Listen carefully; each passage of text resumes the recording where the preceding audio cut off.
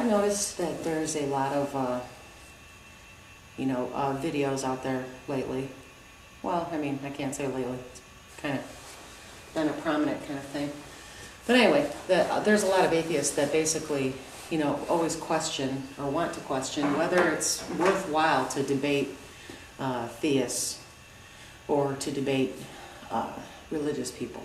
And, I think that, and I've been known to say, that I think it's good to debate people. I think it says a lot about what you believe if you're capable of, debating other people about it. And it's not so much, I don't think debate is supposed to be, and I don't think it's healthy if you're debating for the purpose of trying to change somebody else's mind in the sense that you're trying to change their beliefs. I think what debate is like a form of communication.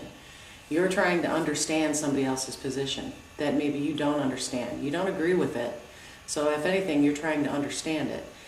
But in doing that, and in, constantly, putting yourself into that situation where you're debating with people that have different views than you, you're learning about yourself too.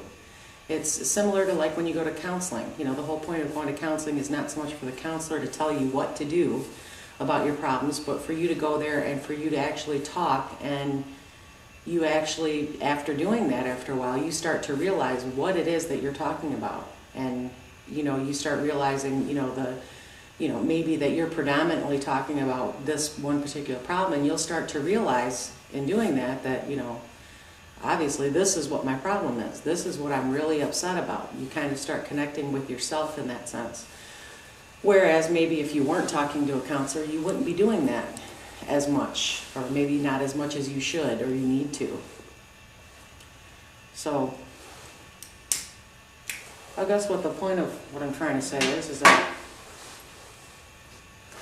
being that, I have considered myself a codependent person in the past, I think most people have a little bit of codependency in them, which is basically, that person that kind of does things maybe sometimes unwillingly or unknowingly that actually ends up supporting somebody else who's maybe addicted to something or who's unhealthy in some way. And you become that codependent person where even if you're trying to stop that person from that, you're actually helping them in a sense. And I think that's where it comes down to, from my codependency, training that I went through, or learning about what that means and what a person who has the tendency to be codependency can do or be like, reading all those books and everything about it. I try to keep myself in check as far as debating religious people, because I have been known to go too far with it myself, and I know that a lot of people do. In that when, depending on the person you're debating with, you have to know where that line is as far as when it's crossed over from being a healthy debate to where you're trying to debate with somebody who is totally illogical, totally irrational, totally dogmatic in what they believe. They're not really in reality. And when you come across somebody like that and you realize that, that's the person that you're debating with, you have to walk away from it. And if you don't, then hang on one second.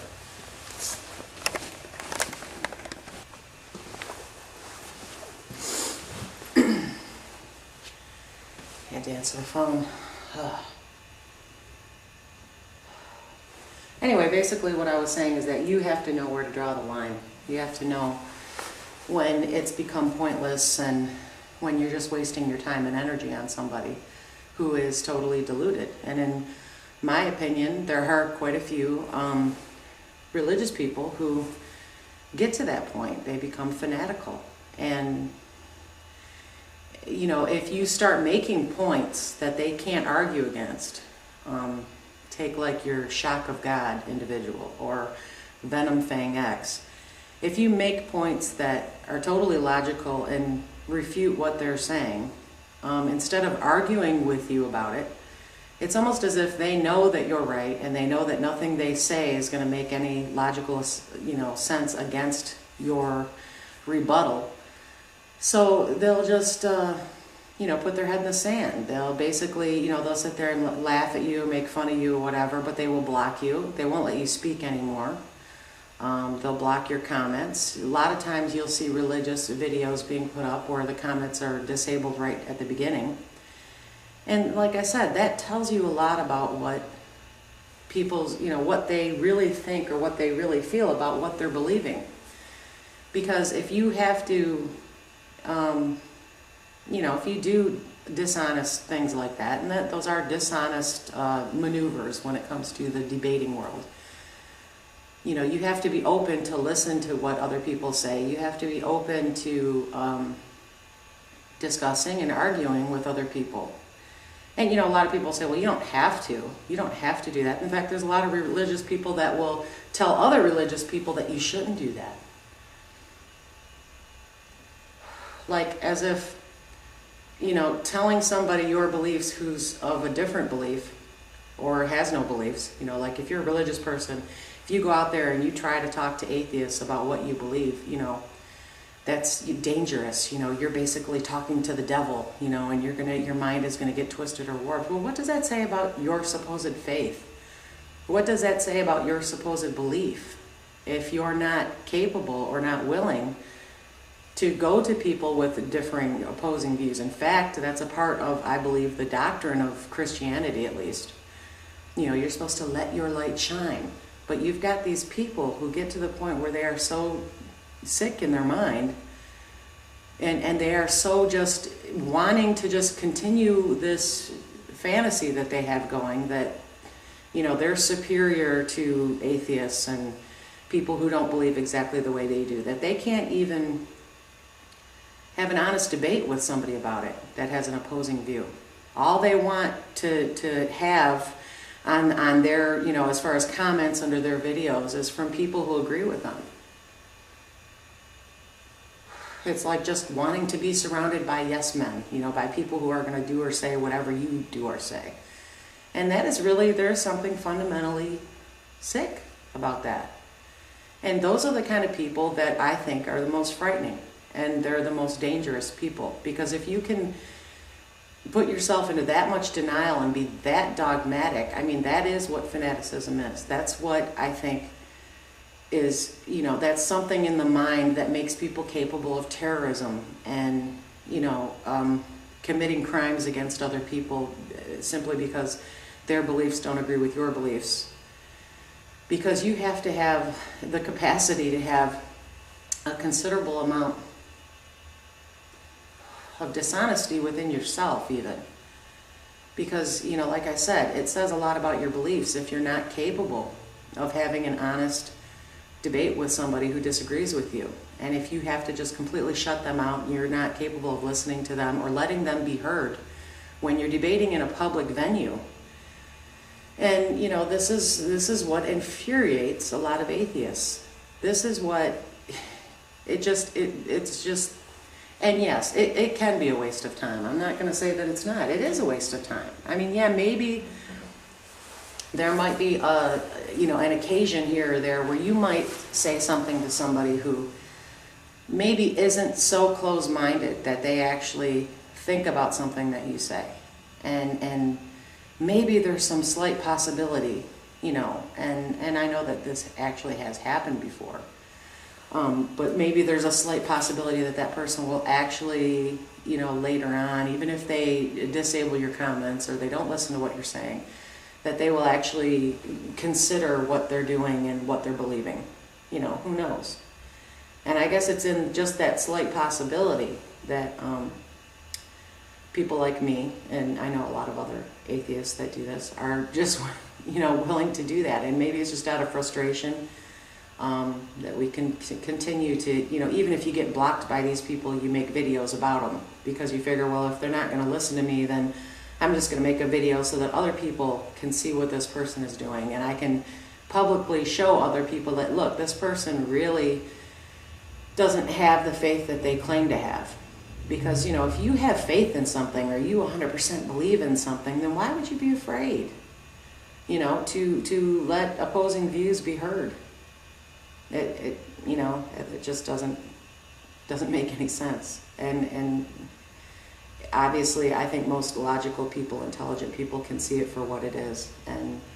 But as I said, nonetheless, I think debate is a form of communication. And I think communication is important above all else. I mean, it is the most important thing that we communicate with each other, even if we disagree. Because in doing that, we're trying to understand each other. We're trying to understand each other's views, and even if we end up still disagreeing with each other when it's all said and done, at least we gave each other the time to try to be understood.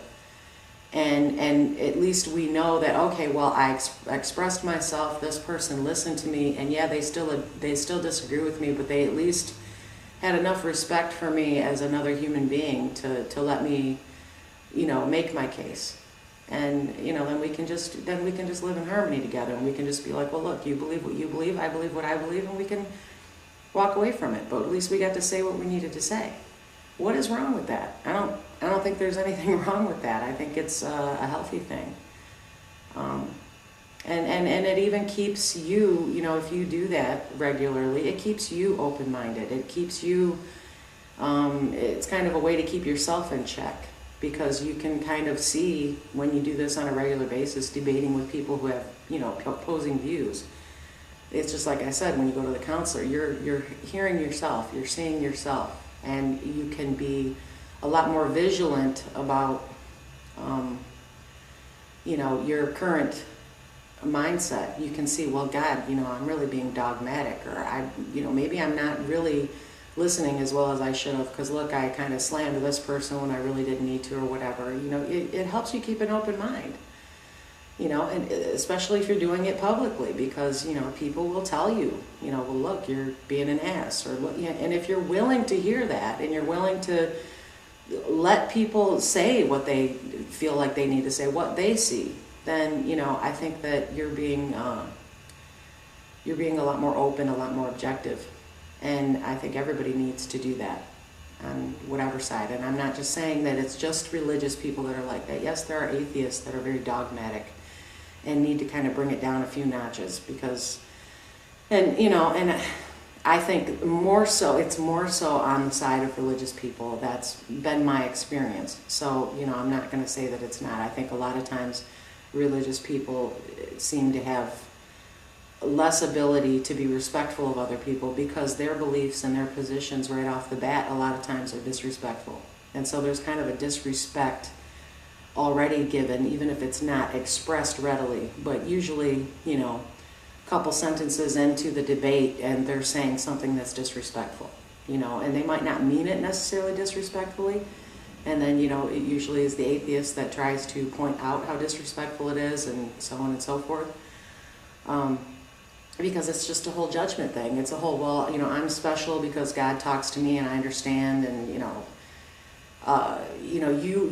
usually there's an assumption made that if you're an atheist, it's because you just want to, have your way and do things your way, and you're not capable of being humble, or having a king looking over you, and having a master above you, and you just want to party and smoke and drink and have wild sex and just be the heathen that you are.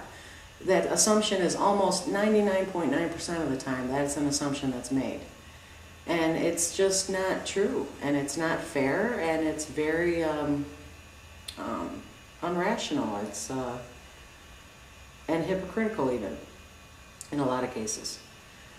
So, basically that's my take on it. I think that it's very important for atheists especially to debate publicly with people, and I don't think that should ever be looked at as a negative thing or a waste of time. I think it's crucially important in the sense that it's important for rational free thinking, a rational free thinking society that hopefully is what we're moving towards.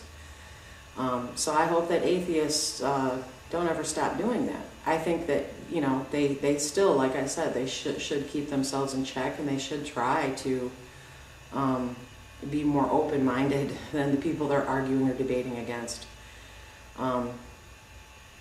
Because, that's kind of, in a sense, what the position of atheism kind of pushes for. It's basically, granted, it is just simply a position that says, I don't believe this claim that there's any God, and that's basically all that it is. And I know that a lot of people try to make it more than it is, or what have you, but I think as far as any kind of atheist type community or movement movement or what have you, which there really isn't one in a sense. I mean, there is one in a non-literal sense, but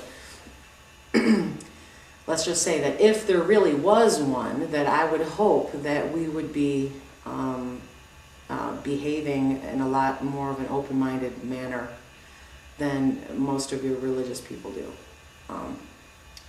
And that's all I got to say about that.